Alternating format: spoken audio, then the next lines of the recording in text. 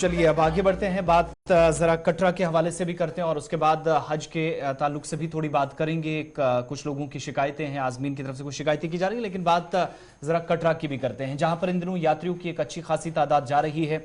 और पिछले साल जो हादसा पेश आया था और उसके बाद यहां पर मजीद इकदामात इंतजामिया की जानिब से बिलखुसूस श्राइन बोर्ड की तरफ से और मुतलका कमेटी की तरफ से उठाए गए। कटरा में जहां पर माता वैष्णो देवी के दर्शन करने के लिए लोग पहुंच रहे हैं, पिछले दिनों एक भवन जिसमें तकरीबन कैपेसिटी 2500 के आसपास एक बार वहां पर लोग स्टे कर सकते थे, वो बनाया गया।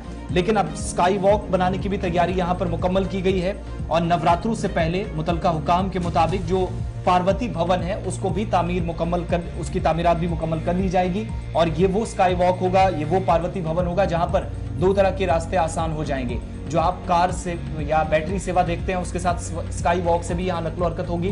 तो एक रास्ता वो एक यानी जो मजहबी सयाहत जिस पर फोकस जम्मू कश्मीर एडमिनिस्ट्रेशन का है, वो मकसद पूरा करना भी यहाँ पर इंतजामिया का है। दूसरा, पार्वती भवन अगर तैयार होता है तो जो कैपेसिटी भवन के अंदर यात्रियों के रुकने की थी, ठहरने की थी, वो यात्रा नवरात्रों से पहले मुकम्मल कर लिया जाएगा आइंदा बरस।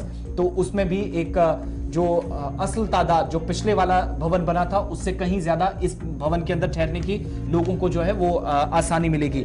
इतना ही नहीं, सिक्योरिटी के एतबार से भी कटरा के अंदर श्राइन बोर्ड या मुतलका हुकाम इस वक्त मजीद इकदाम उठा रही है। मुख्तलिफ मकामात पर सीसीटीवी कैमरे लगाना, टेक्नोलॉजी का सहारा लेना, वो पिछले एक साल में उस हादसे के बाद देखा। लेकिन आइंदा 186 या इससे ज्यादा मजीद सीसीटीवी कैमरे लगाने का या नस्ब करने का जो है वो प्लान में इंतजामिया की जानिब से रखा गया है और आइंदा कुछ दिनों के अंदर या नवरात्रों से पहले इस प्लान के मुताबिक काम हो जाएगा, जो कंसर्न अथॉरिटीज बता रही हैं। और अगर ये स्काई वॉक के साथ साथ ये पार्वती भवन जो है नवरात्रों से पहले मुकम्मल हो जाता तो वो परेशानी इंतजामिया की दूर हो जाएगी कि भीड़ जब बढ़ती है तो यहां पर भगदड़ का खतरा रहता है, कम से कम वो खतरात कम हो जाएंगे, पिछले साल वाला हादसा जो हुआ था उस तरह की सूरत-ए-हाल पैदा ना हो।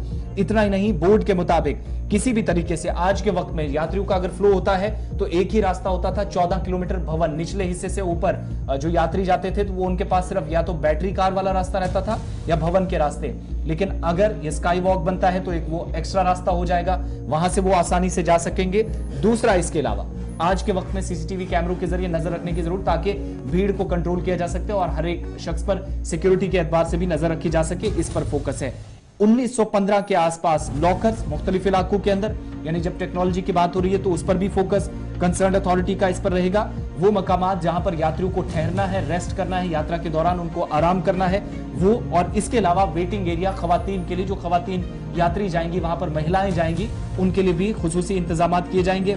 45 के आसपास वॉशरूम्स, 34 के आसपास टॉयलेट्स और 10 यूरिनल पॉइंट्स जहां पर इनका इस्तेमाल यात्री आने वाले वक्त में कर सकेंगे। ये एक लंबा प्लान है जो यात्रा जब भवन कंप्लीट होगा तो उसके साथ इन फैसिलिटीज को यात्रियों के लिए कोशिश है कि नवरात्रों से पहले इसको कंप्लीट कर दिया जाए।